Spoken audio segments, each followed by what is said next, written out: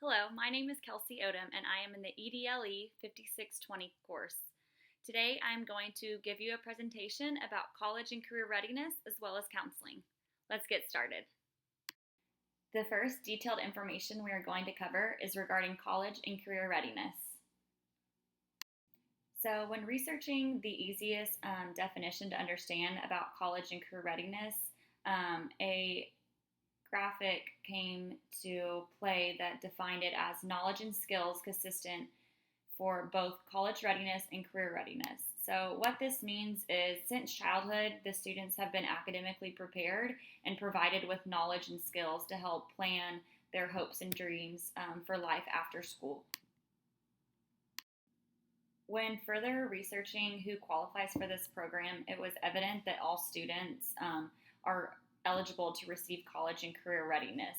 However, students with disabilities will get a range of interventions and supports throughout this program to help best meet their needs. So, some of those needs are physical accommodations, physical and mental health services, and independent living supports to be ready for that career or college choice that they have for life after senior year.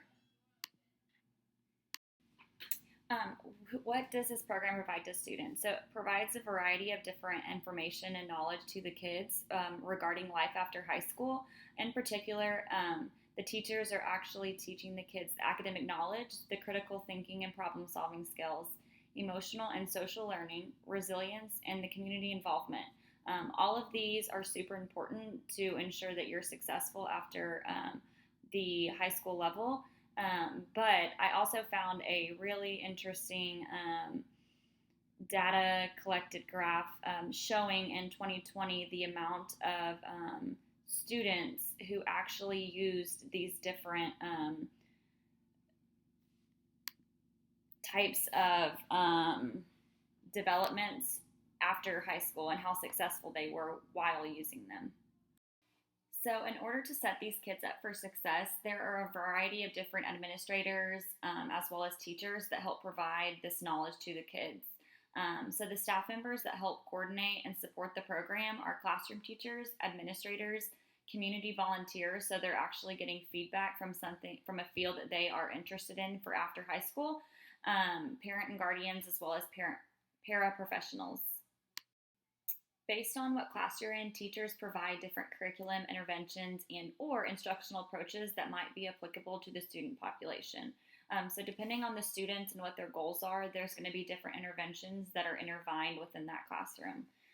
Some very successful interventions and curriculum that have been used overall are the STEM program. So that's ranging from different content areas as well as different electives that the students enjoy, the personal and academic goals of the student themselves, the outside support that student is receiving, the Think, Pair, and Share module, as well as reflections from the students and how they feel they're doing, if they think that they will be able to accomplish their goals based on the knowledge and skills they have received. And what any further hopes and dreams are for life after high school. When reflecting on who monitors and evaluates the program, depending on the school, there's a variety of different evaluations that take place during, after, and before the child starts the entire program. So some of the most successful evaluations and monitorizations are the student and teacher evaluations, the student surveys, the administrator observations, the student and teacher one-on-ones, and then also those student reflections that are created by teachers to see the knowledge and skills they've learned throughout the course.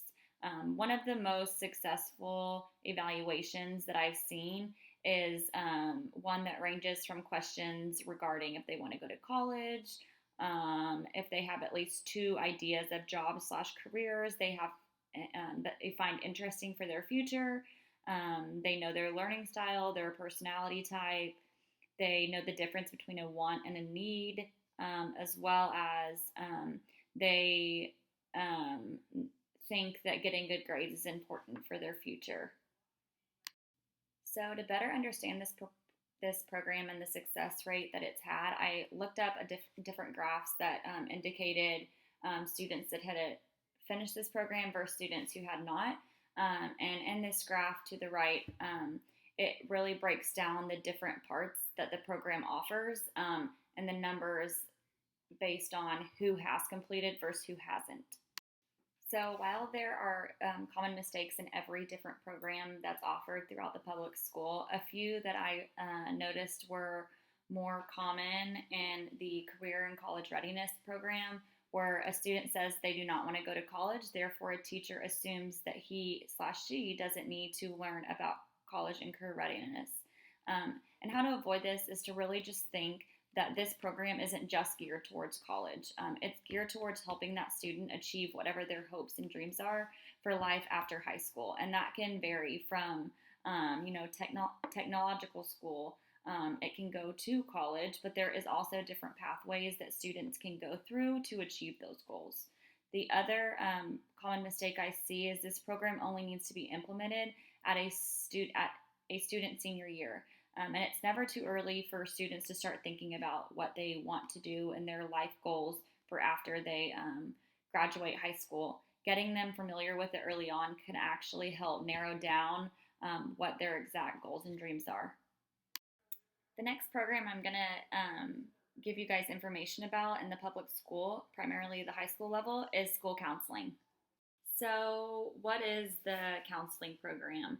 And an overall definition that I found was a comprehensive school counseling program is a developmental and systematic in nature, sequential, clear, defined, and accountable. It is jointly founded upon developmental psychology, educational philosophy, and school counseling method. So at my school in particular, you have to have taught at least 5 years in a classroom before you can be considered for a counseling position. Most other schools, it's just 2 years. You have to hold a master's degree, and you have to meet the state certification slash licensing standards. You have to fulfill the educational requirements that I just explained, and then you have to uphold the ASCA ethical and professional standards. The school counselor is overall viewing the holistic view of the student's overall academic plans as well as progress. They also access the student's performance in all their subjects, as well as their personal life. They can help deal with different situations that are occurring. So there isn't a qualification that students have to meet in order to meet with a counselor. Any student is eligible to receive counseling services within any public school. So any and all students will have access to professional school counselors for assistance with personal/social concerns as well as academic career planning. And that is provided definition by TEA. So counselors do more than what everyone thinks they do. They help students apply academic achievement strategies, manage emotions, and apply interpersonal skills, and plan for those post-secondary options, whether that's higher education, the military, or the workforce. And appropriate duties that include providing that these counselors do is individual academic planning and goal setting, school counseling classroom lessons based on student success standards, short-term counseling to students, referrals for long-term support, collaboration with families, teachers, admin, community for student success, advocacy for students at individual education plan meetings and other student-focused meetings, and data analysis to identify student issues, needs, and challenges. So as the counseling program has evolved over the years that it started, it's currently serving the purpose of professional identity, direct and indirect services, individual/group counseling, and individual/group guidance. But yeah, these have completely evolved from the minimal things they were doing starting in about the 1900s to now, where they're providing an overall whole student view in their counseling program. To make a student feel whole, understood, and complete, it takes a variety of different staff members to ensure that that student is feeling that way. So, aside from the counselors, other staff that help ensure that the student is feeling this way are teachers, administrators, students, as well as parents. While counselors use a variety of different curriculum interventions and instructional approaches, the primarily reason that they see students in their office is for school attitudes and behaviors, test anxiety, peer relationships, study skills, career planning, suicide prevention, school safety, harassment issues, bullying and victimization, gang pressures, conflict resolution, college choice, death of a family member or friend, family divorce, substance abuse, and scholarships and financial aid. For monitorization and evaluating the program, questionnaires, parent and counselor communication takes place, teacher input form to see how the student is doing in their classes, as well as the counselor observation, where not only are they taking notes during their sessions with the students, but they're also popping into the classrooms to see how that student is doing in the gen ed or whatever classroom that they are falling in. Common mistakes you see from the counseling program typically occur in the general education classroom with teachers that don't have the background in knowing how to classify a student that needs to see a counselor. One of the mistakes is students are gossiping about another student, threatening about suicide.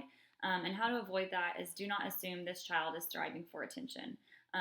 Them gossiping about suicide could be an outcry for that student.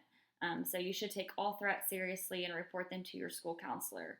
The other common mistake we see is when a student has an outburst, they're not completing assignments on time and their averages are slipping. Don't just assume they're lazy. I would definitely relay that information to the school counselor, as there could be something more happening at home that you were unaware of, and the counselor can actually further investigate that certain student. But thank you guys so much for listening to my presentation. I hope you learned a variety of information regarding counseling and college and career readiness. If you have any other questions, please email me at odomk at yahoo.com.